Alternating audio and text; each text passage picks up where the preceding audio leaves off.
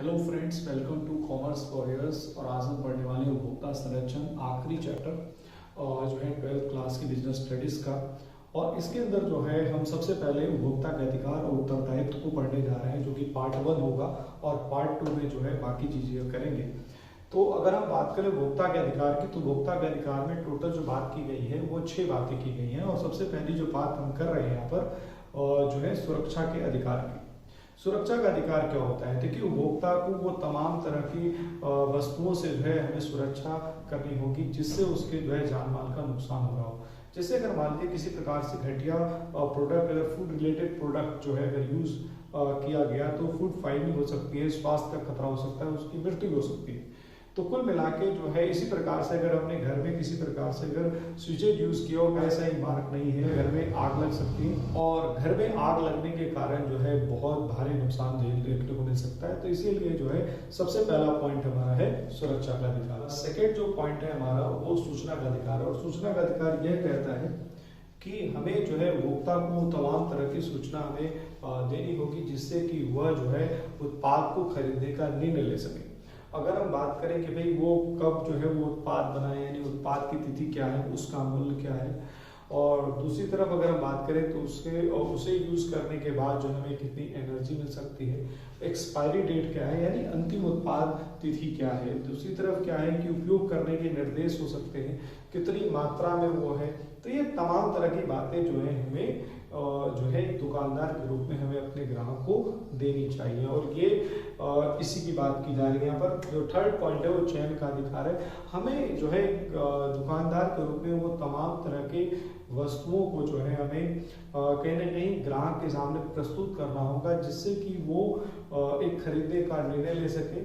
ये नहीं समझे कि उसके पास एक ही प्रोडक्ट जो है सिर्फ और सिर्फ उपलब्ध कराया जा रहा है। तो हमें तमाम तरह के ब्रांड्स के प्रोडक्ट, तमाम तरह की क्वालिटी के प्रोडक्ट, तमाम तरह के साइजेस के प्रोडक्ट हमें जो है उसके सामने रखना होगा, जिससे कि उसे लगे कि भाई ये मेरा डिसीजन है, ये मेरा चुनाव है, और इसे हम चुनाव का अधिकार भी कह सकते हैं। ये तीनों के तीनों अधिकार बहुत ही इंपॉर्टेंट है। तो आगे बढ़ते हैं फोर्थ अधिकार। तो देखिए, फोर्थ पॉइंट जो है वो हमारा है शिकायत का अधिकार। और शिकायत का अधिकार जो है कहने की बहुत जरूरी होता है, क्योंकि अभी हमने जो है सूचना का अधिकार, सुरक्षा का अधिकार और हमने चयन का अधिकार की हमने बात की है। लेकिन ये तमाम तरह के अधिकारों का फायदा तभी मिलेगा जब आप शिकायत कर सकें। अगर कोई भी प्रोडक्ट, कोई भी उत्पाद, कोई भी सर्विस अगर आप जो ले रहे हैं वो विक्रेता ने जो वादे किए आपके हिसाब से उस हिसाब से नहीं है, तो आप उसकी शिकायत कीजिए। और शिकायत करने के बाद उसका सुनवाई हो सकती है।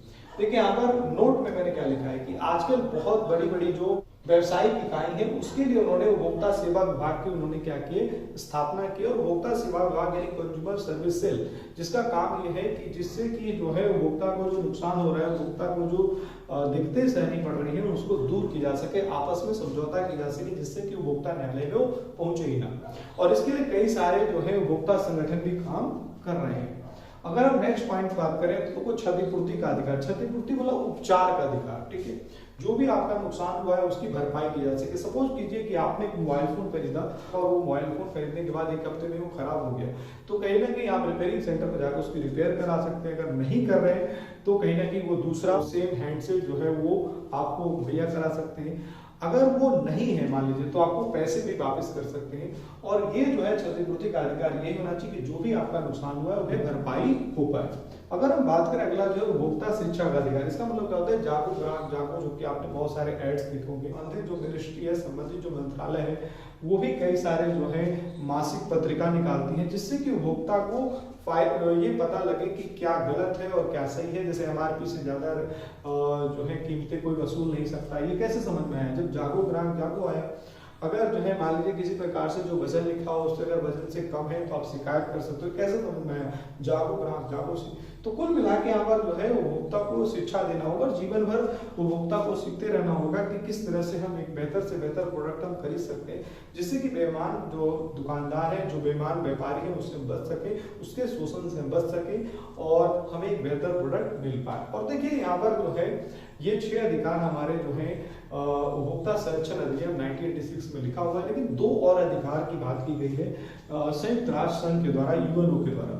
तो यूनाइटेड नेशन ऑर्गेनाइजेशंस जो है 2 और अधिकार की बात करता है। और उसमें से पहला जो अधिकार वो बात करता है आधारभूत आवश्यकताओं का अधिकार। जो देखिए हमारे पास जीवन जीने के लिए कुछ जरूरी है, जैसे रोटी कपड़ा मकान तो चाहिए, आज के समय में जो शिक्षा और स्वास्थ्य भी चाहिए। तो ये सारी चीजें जो है सरकार की जिम्मेदारी बनती है, जिससे कि जो है वो तमाम तरह के फैसिलिटीज उपलब्ध करा पाए, जिससे कि एक जो आम जो नागरिक है वो इन तमाम तरह की चीजों का यूज कर सके और अपनी जीवन बेहतर कर सके, अपना जीवन स्तर जो है ऊंचा कर सके। सेकेंड जो पॉइंट आता है बच्चे, वो हमारा जो है ये आता है कि एक स्वच्छ वातावरण का अधिकार सभी नागरिकों का है, दुनिया में किसी भी व्यक्ति का ये हो सकता है।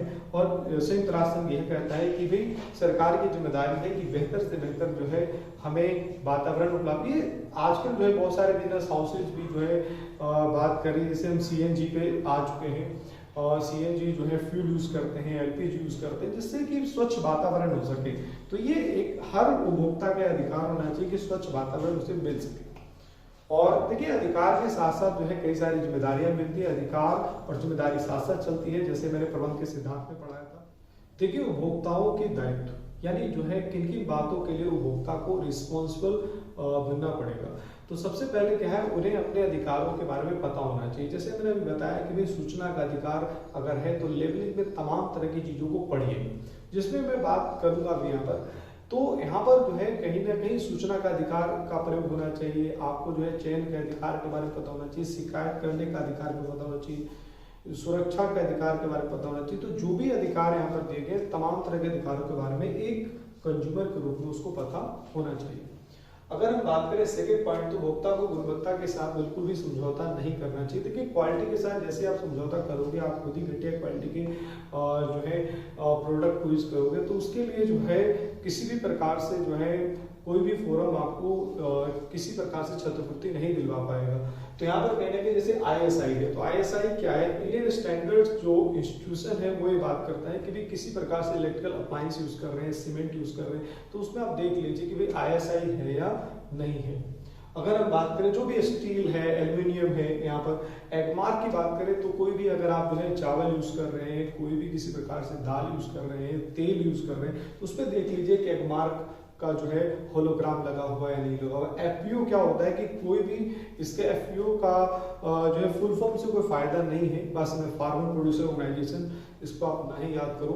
तो एफपीओ इसीलिए होता है कि भाई किसी प्रकार से जो है अगर कोई भी जो है अचार बनाया गया है तो वो एक तरह से क्या होता है प्रोसेसिंग की गई होती है, तो कहीं ना कहीं उसके लिए एफपीओ का हॉलमार्क लगा होना चाहिए। अगर जो है जैम बनाया गया है, जूस बनाया गया है, तो कहीं ना कहीं ये एफपीओ का हॉलमार्क देखना होगा। बीआईएस हॉलमार्क क्या है, किसी प्रकार से अगर सोने की ज्वेलरी अगर आप खरीद रहे हैं तो उसमें बीआईएस हॉलमार्क जरूर देखिए। देखो झूठे विज्ञापन से बचे, जैसे आज रेड बुल का ऐड आता है, कोका कोला का ऐड आता है, आज कुछ सुपानी करते हैं, तो कुल मिला के ये तमाम तरह के झूठे विज्ञापनों से बचिए और वो जो है अपने दिमाग का इस्तेमाल करिए और जो है ये देखिए कि जो विज्ञापन में कहा जा रहा है क्या वो किसी प्रकार से जो है वो खरा उतरता है या नहीं उतरता। जैसे फेयर एंड लवली है तो ग्लो एंड लवली क्यों कर दिया गया, क्योंकि लोगों ने सवाल किया कि भाई किस तरह से जो है गोरा करने का जो ये कहीं ना कहीं अपने विज्ञापन में बात करते हैं तो ऐसा तो नहीं है, तो इसीलिए उन्होंने ग्लो एंड लवली का यूज किया है। तो एक तरह से हमें जागरूक होना होगा। देखिए यहाँ पर जो है कैश मेमो और गारंटी कार्ड बिल्कुल भी लेना ना बोले, क्योंकि क्या होता है कि जो कंज्यूमर फोरम में अगर किसी प्रकार से केस जाते हैं और आप शिकायत करते हो तो कहीं ना कहीं जो विक्रेता है वो ये कह सकता है कि मैंने प्रोडक्ट बेचा ही नहीं, या ये भी कह सकता है कि मैंने उस क्वालिटी का बेचा था। तो एक कैश मेमो आपको कहीं ना कहीं एक एविडेंस होगा, सबूत होगा, और जो है जिसके एवज में आपको केस जीत पाएंगे और आपको वो क्षतिपूर्ति यानी आपको जो आपका हक है वो मिलेगा। अगर हम बात करें विक्रेता के शोषण को अनदेखा बिल्कुल ना करें। देखो विक्रेता अगर आपके साथ गलत कर रहा है, कम तोल रहा है, घटिया क्वालिटी का प्रोडक्ट दे रहा है, आपको ये कह रहा है कि यही प्रोडक्ट खरीद दो, मैं दूसरा नहीं लेने दूंगा, तो ये तमाम तरह की चीज़ों से आप बचिए और जो है बिल्कुल भी जो है उसको आप सावधान कीजिए कि भाई आप गलत कर रहे हैं और उसको बिल्कुल भी अनदेखा मत कीजिए, क्योंकि इससे क्या होता है कि कंज्यूमर अवेयरनेस आती है, उपभोक्ता जागरूकता आता है और आने वाले बहुत सारे जो उपभोक्ता हैं उनको भी ये इनके बारे में जानकारी मिल जाएगी और वो भी सतर्क हो जाएंगे। तो कोई ऐसे बहुत सारी बातें होनी चाहिए, जैसे अगर हमें पर्यावरण का ध्यान रखना चाहिए, हमें जो है कहीं ना कहीं जल्दीबाजी नहीं खरीदना चाहिए, हमें बहुत ज़्यादा सोच विचार के प्रोडक्ट खरीदना चाहिए। जैसे कोई भी प्रोडक्ट खरीद रहे हो तो आप सोच लो कि आपकी आवश्यकता क्या है, वाकई में इसकी ज़रूरत है भी या नहीं। हम फालतू में जो है प्रोडक्ट खरीदते जा रहे हैं, उपभोक्तावाद आजकल फैल रहा है। तो हमें सोचना होगा कि क्या वो पैसे जो मैं खर्च कर रहा हूँ, क्या वो वाकई में खर्च करने चाहिए या नहीं चाहिए। तो ये इस वीडियो में इतना ही, और जो है अधिकार और उत्तरदायित्व के बारे में पढ़ाया, और बने रहिए, मैं जो है नेक्स्ट पार्ट में इस चैप्टर के बाकी भागों को कराऊंगा। धन्यवाद।